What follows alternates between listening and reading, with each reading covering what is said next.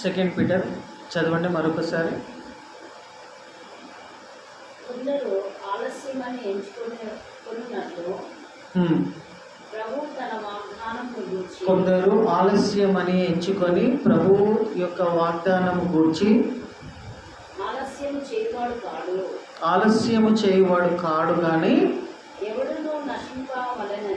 నశింపకూడదని ఎవడు కూడా నశించకూడదని ఇచ్చయింపక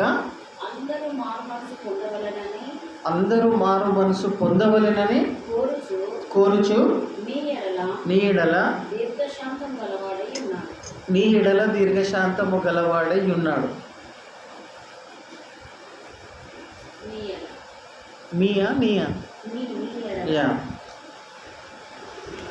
ఈ వాక్యముని ప్రత్యేకంగా నేను మీకు ఎందుకు చూపిస్తున్నా అంటే, యేసు ప్రభుల వారు సిలువలో తన ప్రాణత్యాగము చేసి పునరుద్ధానుడైన తర్వాత అందరూ కూడా ఆ యొక్క పాప క్షమాపణ అనేది తెలియజేయబడాలి. ఆ యొక్క సువార్త అనేది అందరికీ ప్రకటించబడాలి. అర్థమవుతుందా? యేసు ప్రభుల వారు సిలువలో ఎవరి కోసం చనిపోయాడు, ఎందుకు చనిపోయాడు అనే విషయము, ఈ సువార్త అనేది అందరికీ కూడా ప్రకటించబడాలి, తెలియజేయబడాలి. కాబట్టి నమ్ముకొని ఉన్నటువంటి మనము ప్రభు యొక్క మరణమును పునరుద్ధానమును గుర్తెరిగి రక్షణ పొందినటువంటి మనము ఈ సత్యము యొక్క అవగాహన మనకు ఉండాలి. అదేమై ఉన్నదంటే, కొందరు ఆలస్యమని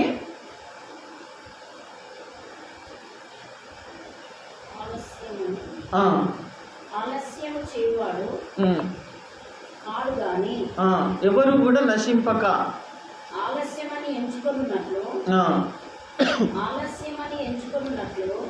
ప్రభు తన వాగ్దానమును గూర్చి ఆలస్యం చేయవాడు కాదు. ఏంది వాగ్దానం? అది రెండవ రాకడ. ప్రియమైన వారలారా, యేసు ప్రభుల వారు ఎప్పుడైనా రానివ్వండి, నేను అట్లా అనుకుంటా. మనము మాత్రం దేవుడు మనకు ఇచ్చిన పని, దేవుడు మనల్ని ఏర్పరచుకున్న విధానంలో మనము నమ్మకంగా విశ్వాసులమై సేవకులమై నమ్మకంగా దేవుడు మనకిచ్చిన పనిని, పరిచర్యను, లేకపోతే దేవుడు నీకు సంఘం అనేది ఒకటి ఇచ్చిన విధానంను బట్టి ఆ సంఘముతో అంటుకట్టబడి ఉండి మనము క్రమం తప్పకుండా, సమయము మిస్ కాకుండా, క్రమం తప్పకుండా ఆ యొక్క సంఘంకు అంటుకట్టబడి ఉంటూ ఉన్నట్టయితే, ప్రియమైన వారులారా, ఆ ఏర్పాటులో దేవుడు ప్రతి ఒక్కరిని ఒక్కొక్క ప్రత్యేకమైన రీతిలో సృష్టించుకున్నాడు. ఆ ప్రత్యేకమైనటువంటి తలాంతులు కూడా ప్రత్యేకమైన విధంగా ఉంటాయి. అంటే ఎందుకు ఈ విషయం చెప్తున్నా మీకంటే, ఆ ప్రత్యేకత, ఆ యూనిక్నెస్ అనేది బయటపడాలి. You should not compare to anybody. आप दूसरे लोगों को लेकर उसके जैसी मैं रहना,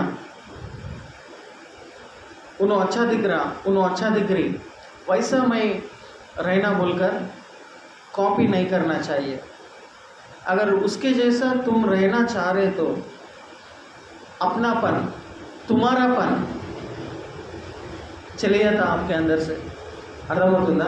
నువ్వు ఇతరులను చూసి కాపీ కొడుతున్నట్టయితే వాళ్ళలాగానే నేను ఉండాలా, ఆ సేవకునిలాగా నేను చేయాలా.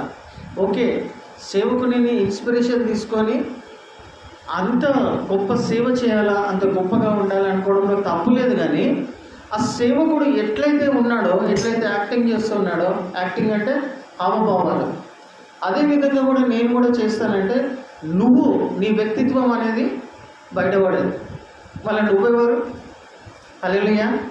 నువ్వు ఇతరులలాగా కాపీ చేస్తుంటే, ఇతరులలాగా బ్రతుకుతూ ఉంటే, ఇతరులలాగా పాటలు పాడుతూ ఉంటే, ఇతరులలాగా ఫీలింగ్ చేస్తూ ఉంటే, మళ్ళీ నువ్వంటూ అనేది ఏమై ఉన్నది? నువ్వు అనేది బయటపడాలి కదా, నీ వ్యక్తిత్వం అనేది.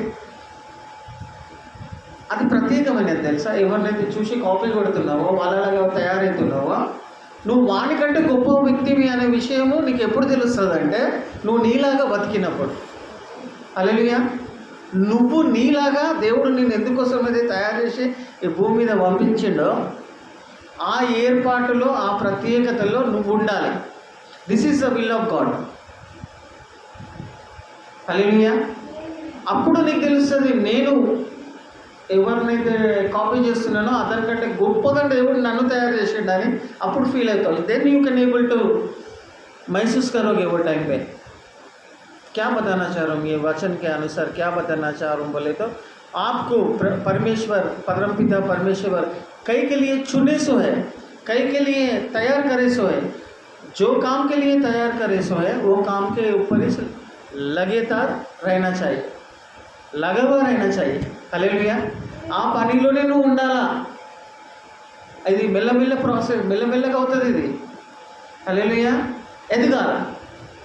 సో ఇక్కడ వాక్యం ఏం చెప్తున్నదంటే, కాంటెక్స్ట్ ఏమై ఉన్నదంటే, ఎవరు కూడా నశించక అందరూ కూడా మారుమనసు పొంది రక్షించబడాలని దీర్ఘశాంతముతో, విత్ లాంగ్ సఫరింగ్, దీర్ఘశాంతముతో యేసు ప్రభు రాకుండా, తన రెండవ రాకడ రాకుండా ఇంకా కొంతమంది మారు మనసు పొంది రక్షణ పొందాలని ఎదురు చూస్తున్నాడంట. హల్లెలూయా. దీర్ఘశాంతుడై. కాంటెక్స్ట్, సబ్జెక్ట్, అంశం థీమ్ ఏమై ఉన్నదంటే, నోబడీ షుడ్ పెరిష్. నువ్వు నశించిపోవడం దేవునికి ఇష్టం లేదు.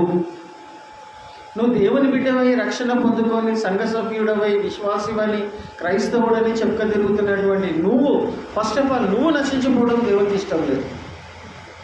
బయట వాళ్ళకి పక్కకు పెట్టండి, తర్వాత విషయం అది. అర్థమవుతుందా? రక్షించబడినటువంటి మనము నశించిపోతున్న వాళ్ళ కోసము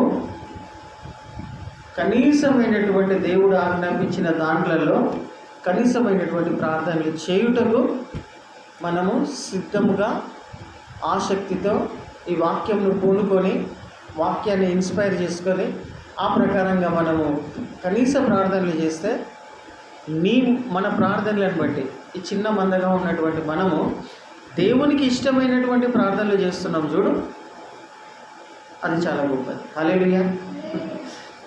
this is acceptable in the sight of God. ఇది మంచిదియో మన రక్షకుడకు దేవుని దృష్టికి అనుకూలంగా ఉందంట. అంటే ఇట్ ఈज़ एक्सेप्टेबल. ये परमेश्वर के नज़रों में ऐसी दुआ कबूल होता है. तुम तुम्हारे लिए प्रेयर नहीं कर रहे ना, तुम जो रक्षणा पाए सो है वो दूसरे लोग भी रक्षणा पाना बोलकर उनके लिए जो प्रयास है, आप लोग उतनी दूर से आकर यहाँ पर बैठकर प्रार्थना करने के लिए आए, देखो वो बहुत बड़ी चीज़ है. हालेलुया. वो बहुत बड़ा बड़प्पन है आप लोगों का. అది చాలా గొప్ప విషయం. అది అంగీకారంగా ఉంటుంది. సో మనకు సమస్యలు లేవు అంటే వాళ్ళకంటే ఎక్కువ సమస్యలు ఉన్నాయి. ఇప్పుడు ఒక్కొక్కరిని ఇక్కడ కూర్చున్న వాళ్ళందరినీ పట్టుకొని అడిగితే తెల్లాడుతుంది. ఒక్కొక్కళ్ళ స్టోరీ వినడానికి, వాళ్ళ సమస్యల గురించి వినడానికి, ఒక్కొక్కళ్ళ స్టోరీ వినడానికి తెల్లాడుతుంది. లేవా మనకు సమస్యలు? హ్యాపీగా ఉన్నావా?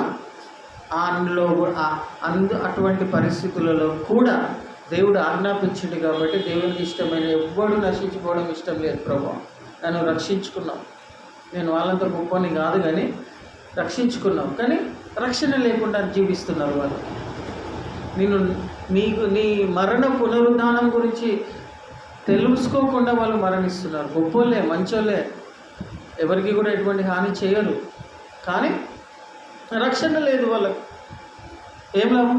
కాబట్టి వాక్యం ఏం చెప్తూ ఉన్నదంటే, మన యొక్క ఉద్దేశం ఏమై ఉన్నది, prayer meetings daily evening conduct చేయడానికి, ఈ విధంగా నడిపేయడానికి కారణం ఏంటంటే, మన సంఘం చుట్టుముట్టు రక్షణ లేని వాళ్ళు రక్షించబడాలని ప్రార్థనలు చేయడం అనేది దేవుని హృదయాభిలాష ఇలా చేయడం దేవుని దృష్టికి అనుకూలంగా యాక్సెప్టబుల్గా ఉంటూ ఉండాలి. కాబట్టి వాళ్ళ రక్షణ గురించి మనం ప్రార్థన చేయడానికి వచ్చి ఉన్నాం. కాబట్టి ఈ పనిని నిష్ఠగా, ఆసక్తితో, గొప్ప విశ్వాసంతో మనము చిన్నగా ఆ అంశంలను బట్టి ప్రార్థన చేస్తే దేవుడు చూడండి ప్రియమైన వాళ్ళ మన ప్రార్థనలు విని అద్భుతమైన రీతిలో కొత్త వ్యక్తులను దేవుడి సంఘంలోనికి నడిపిస్తాడు, వాళ్ళని రక్షిస్తాడు, వాళ్ళకి రక్షణ అనుగ్రహిస్తాడు ఈ ప్రార్థనల ద్వారా. హల్లెలూయా. చూస్తాం మనం, ఎందుకంటే దేవునికి ఇష్టమైన పని చేస్తున్నాం. ఒక్కనొక కారణమే చెప్తున్నా, నన్ను దీవిస్తేనే, ఆశీర్వదిస్తేనే, నాకు ఈ సమస్య నుండి విడిపిస్తేనే ప్రభువా నీకు ఇష్టమైన ప్రార్థనలు కానీ, నీకు ఇష్టమైనటువంటి బ్రతుకు కానీ బ్రతుకుతానని మొండి పట్టుకొని కూర్చుంటామా? నేను దీవించకున్నా దేవుడు చెప్పిన ఆజ్ఞకు లోబడి మనం చేసుకుంటూ వెళ్ళిపోవాలి. హల్లెలూయా. రక్షణ ఇచ్చిండు, అదే గొప్ప విషయం అని భాగ్యంగా భావించుకొని నేనేది అట్లనే ఉంటాను. అలాగా ఉండాలని మిమ్మల్ని నేను కోరుతలేను, కానీ నిన్ను బ్లెస్ చేసినా బ్లెస్ చేయకుండా ఉంటాడామా? తప్పకుండా దీవిస్తాడు. సమ్టైమ్స్ ఆ దీవెనల యొక్క విలువ, ఆ దీవెనల యొక్క ఫీలింగ్ నీకు అనుభూతి కాకపోయినా కానీ కూడా ప్రభు నువ్వు చెప్పినావు, వీఆర్ డూయింగ్ దిస్. హల్లెలూయా. ఎవరు నశించిపోవడం దేవుని చిత్తం కాదు, ఎవ్వరు కూడా. కాబట్టి అందరూ మారు మనసు పొంది రక్షణ పొందాలనేది దేవుని యొక్క ఇచ్ఛ, దేవుని యొక్క చిత్తముల్లో ఉన్నది. మనం ప్రార్థనాపూర్వకంగా ఈ సమయంలో మనము కొన్ని అంశముల గురించి తీసుకొని ప్రార్థన చేస్తాం.